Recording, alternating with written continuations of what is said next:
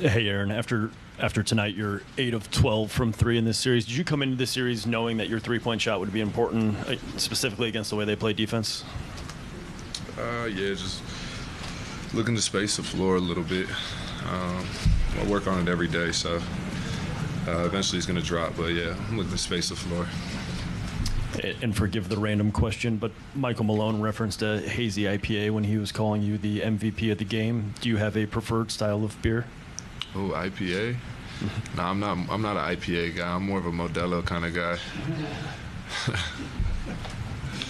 Aaron, Monday after Game 2, you said we need to go get one game Friday, and that'll give us momentum. Then I asked you in passing in the locker room, I said, did you get that momentum back? And you said, yeah, I think so. So now, after this performance in these 2 games, can you feel that momentum shifting back in your favor? Well, we got home court advantage back, so now we got to just do it on our home floor. I love how our group responded. With our backs against the wall, we put ourselves in a good position. Now we need to take advantage of it. What is exactly your like jump shooting routine on a daily basis, if you don't mind me asking? By the end of this game, they were closing a lot harder to you in the corner than they had been before. I shoot a ton. I shoot a lot, and I mean it's a culmination of a lot of work. I've been playing this game for a long time, so yeah. I mean I just shoot free throws every day. That's the non-negotiable. Everything else, it depends on how my body's feeling. For you, what goes into guarding Ant when you're in those situations? I know you guys were moving guys in and out of that matchup and trying different things. What are the keys for you? Well, it's tough cover. I guess just trying to keep him on his toes, make him think, make him go to a second move or a third move. He's a hell of a ball player, so you got to do whatever you can to try and stop him, and yeah, just make him think about what he's trying to get to. During the LA series, I know I asked you about the burden or the challenge of being the defending champs. Did the attitude change once you got down in that 2-0 hole? I mean, you've gotten everybody's best shot all along, but you hadn't been in that spot. You never were in that spot a year ago. I mean, I love when people count us out. Simple as that. A lot of these guys on this team have been counted out before in their career, or been the underdogs or the dark horse in their career before. So they've operated from that space before of having their backs against the wall or being counted out. So I don't think it was anything new to the individuals. It was new to our collective, but I like the challenge, and I'm glad we accepted it and put ourselves in a good position with home court. Aaron, what was it like to see you guys score 8 points in the final 20 seconds of that first half, and what did it do for you guys going into half? Yeah, that was sick. I mean, that was crazy, man. Jamal Murray, three-quarter court three. It's so sick. It's just, you make something like that, and it's like, okay, at least we know our point guard's hot. And Michael had said before you guys left Denver, I want everybody getting on that plane to believe that we can win and come back. But what did you guys find here in Minnesota, or maybe even rediscovered?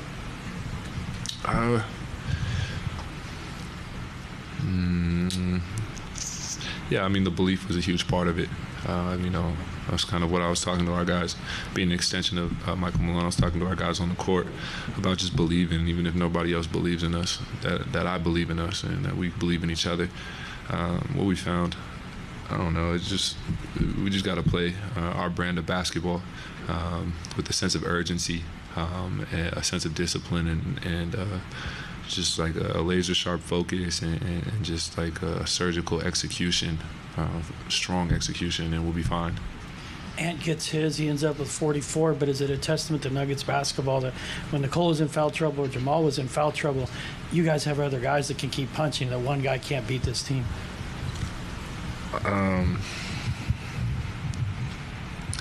Yeah, and also one more thing on that last question, excuse me. We just got to be better. You know, we got to continue to be better and continue to improve. We don't want to stay stagnant. You know, they say if you're not getting better, you're getting worse. Yeah, and back to your question. I mean, Reg, Justin, and CB, man, they stepped up huge for us. You know, I think everybody that played contributed to this game, and it was a collective, a full team effort, and that's what we're gonna need. Last year, the one home game that you guys lost in the finals during the championship run, you guys responded by winning 2 in Miami. Was there anything from that experience that you guys were able to draw on heading into this weekend? And you know, obviously there were 2 different series, 2 different situations, but you know, just from a broad perspective, could you guys draw from that a little bit? A little bit. Different teams, but you know, that was one of the things that DJ, you know, our voice of reason in the locker room, he was telling us we've gotten 2 on the road before, so it's something that we can do again. Aaron, for years you guys have been a shot making team, but even for y'all, considering opponent, degree of difficulty, moment in a series, their size, their length, was this as good a night of shot making as you guys have had as a group? I think we shot the ball pretty well, but not really. Not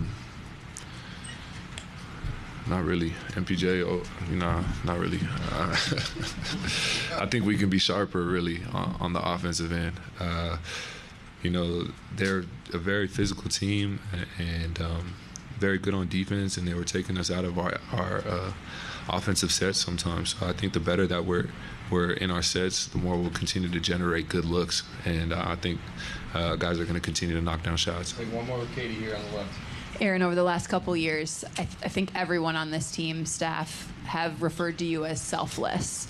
And I'm curious where you learned to be selfless, because a lot of times in this league, that's a hard thing to do when you're on a team like this. Where did you learn to be selfless? That's a great transition, Katie. You saw big fella step in the room, huh? That guy, man, that's where I learned to be selfless. I learned it from him, man. He's the best basketball player in the world. 3-time MVP, and he's the most selfless, humble dude that you'll ever meet. So if a 3-time MVP can do it, I can do it too. Thank you. Yeah. Okay.